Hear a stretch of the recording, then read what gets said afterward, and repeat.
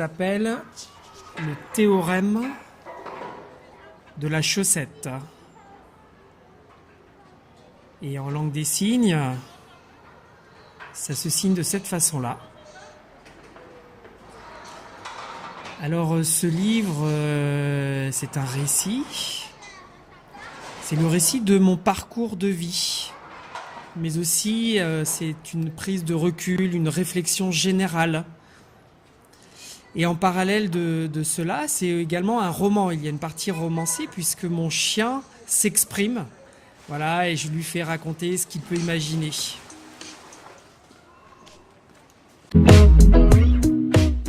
Alors l'idée de l'écriture de ce livre, ça vient d'un désir de partager mon expérience, tout ce que j'ai pu vivre. Et c'était vraiment ça à la base de cette écriture, hein. C'était de partager également des réflexions.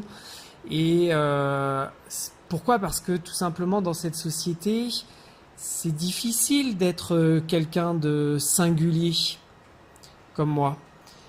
Alors moi, c'est vrai que je n'aime pas le mot de différent. Être différent, pourquoi est-ce que je n'aime pas ce mot ? Tout simplement parce qu'il a un lien très fort avec la notion de norme. Et la norme, pour moi, mais c'est quelque chose d'aberrant. Comment est-ce qu'on peut croire que les personnes seraient toutes différentes, obéissant à une norme ? Non, c'est pas possible.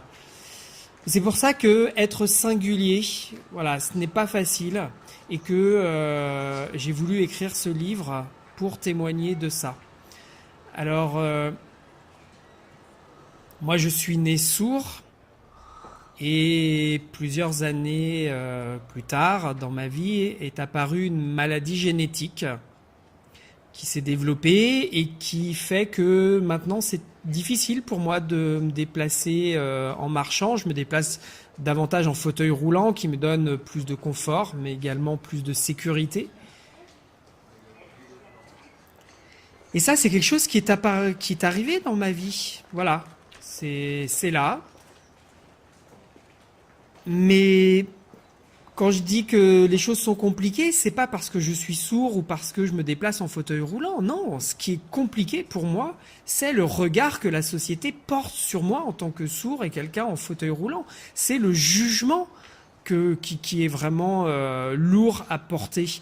Le fait que je sois l'objet d'injonctions, il faut que je fasse comme ci, comme ça, comme un enfant. C'est très infériorisant. Et pour moi, la société organise ce genre de choses et moi je ne peux pas l'accepter. Et donc mon chien d'assistance, quand il me regarde, lui, il ne me juge jamais. Ça, c'est important pour moi. Je vous donne un exemple. Il y a quelques années, j'ai entamé une mutation professionnelle. J'étais avant professeur et j'ai fait évoluer ma carrière vers le métier de chercheur. Mais pour ça n'a pas été facile. Non. Il a fallu que je m'inscrive à l'université, que je retourne faire des études, que j'engage des recherches très longues pour pouvoir écrire ma thèse. Ça n'a pas été facile. Mais ce que je peux dire vraiment, c'est que grâce à mon chien, qui m'a donné vraiment du courage, qui m'a redonné confiance en moi, et c'est vraiment parce qu'il ne me juge jamais que sans sa présence, je ne suis pas certain d'être allé jusqu'au bout de cette thèse. Et donc maintenant, ce que je souhaiterais, c'est que les droits relatifs à la vente de ce livre puissent être remis à l'association Andy Chien, qui éduque donc ces chiens et ces droits vont permettre de financer l'achat et l'éducation d'un nouveau chien. Voilà, ce chien va être donné à des personnes comme moi qui en ont besoin et donc c'est un juste retour. Tout d'abord, ce que je veux dire, c'est que pour moi, c'est vraiment horrible d'appeler des gens, de dire qu'elles sont des personnes handicapées ou des personnes en situation de handicap. Pour moi, c'est vraiment horrible comme dénomination. Comment est-ce que on peut donner une identité à des personnes, les définir comme étant handicapées ou en situation de handicap. Non, moi, ce n'est pas mon identité. D'ailleurs, quels sont ces critères qui permettent de décider qu'une personne est handicapée ou en situation de handicap? Non. C'est simplement, décidé par la société. Mais, par exemple, là, l'interprète qui traduit ce que je suis en train de vous signer, c'est pas pour moi, c'est pour vous. Mais qui est handicapé? Moi, je me sens pas handicapé, là, je m'exprime clairement. Et donc, voilà, le handicap, ça regroupe un certain nombre de choses qui, pour moi, c'est vraiment proche de l'esclavage, l'esclavagisme. Alors, bien sûr, l'objectif n'est pas du tout le même. Que les choses soient bien claires. Il y a eu des crimes pendant l'esclavagisme, bien sûr, tout ça n'a rien à voir avec ce qui est lié au handicap, c'est clair. Mais la philosophie qui se cache derrière les deux systèmes, c'est-à-dire une philosophie d'infériorisation d'êtres humains, les Noirs, par leur couleur, étaient infériorisés, et les personnes en situation de handicap, qui ne peuvent pas marcher, qui ne peuvent pas voir, qui ne peuvent pas entendre, qu'on appelle donc des personnes handicapées, eh bien on les infériorise.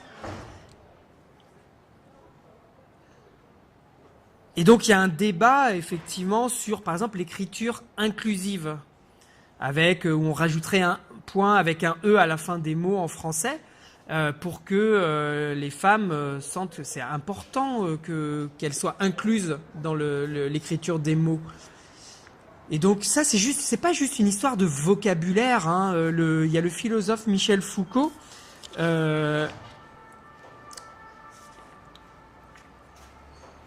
qui avait dit que le discours conditionne les actes. Voilà, et donc pour moi ça c'est vraiment effectivement quelque chose d'important.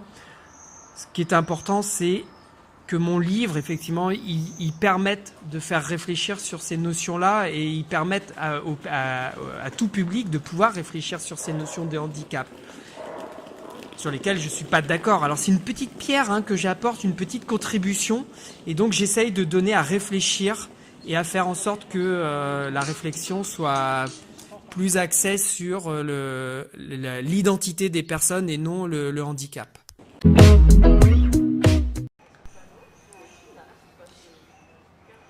Alors, moi, tous les jours, je porte des chaussettes différentes à chaque pied. Et ça me permet de me rappeler que, effectivement, j'ai cette liberté de choisir.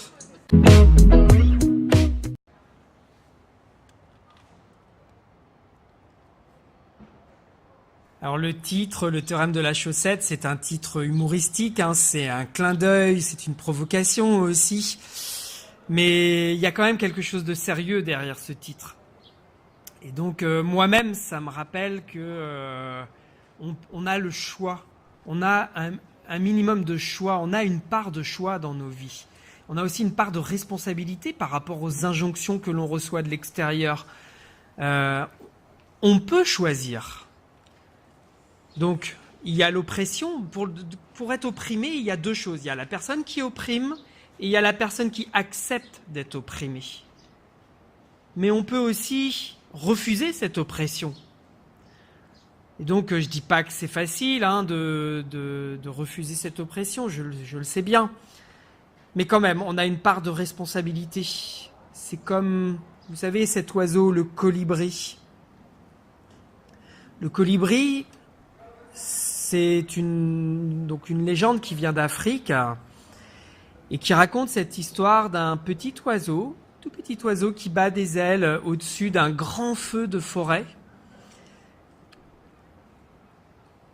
Et les animaux qui sont là, qui voient cet énorme feu et qui voient le colibri battre des ailes et apporter des petites gouttes d'eau lâchées sur le feu, ils se disent mais c'est inutile, les animaux se moquent de lui, ils rigolent, ils disent mais c'est ridicule, chaque goutte d'eau ne pourra pas éteindre le feu. Et c'est vrai, peut-être que c'est ridicule, mais le colibri fait sa part, et moi-même, j'essaye de faire ma part. Alors pourquoi est-ce que j'ai choisi de faire un livre tout simplement et pas un documentaire, simplement que je n'ai pas les compétences pour faire autre chose, un documentaire, un film. C'est vrai que ça aurait pu être un outil intéressant, mais j'ai choisi de faire le livre. Alors oui, le message que je souhaiterais faire passer, c'est que chacun dans sa vie doit suivre son propre chemin. On a tous des chemins différents, chacun est singulier et c'est bon. Chacun peut suivre son chemin. Des personnes vous diront que c'est pas le bon, mais c'est à chacun, des personnes vous mettront des bâtons dans les roues, c'est à chacun de savoir quel est le bon chemin. Il y a des experts, des soi-disant spécialistes, qui soi-disant savent mieux que nous quel doit être notre chemin, mais en sont-ils si sûrs? Et donc le message que je veux transmettre, c'est que par rapport à ce soi-disant mot de handicap, à tout ce qu'on peut dire de négatif ou de dévalorisant, d'écrasant pour les personnes, qu'on peut résister face à ce discours. Et que, effectivement, il y a des choses qui arrivent, on n'est pas responsable de ce qui arrive. Par contre, on est clairement responsable de comment on vit ce qui nous arrive.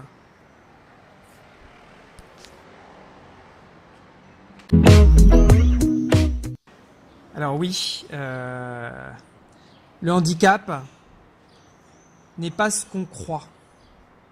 Et je voudrais aussi qu'on arrête de mettre des étiquettes sur les personnes. Voilà.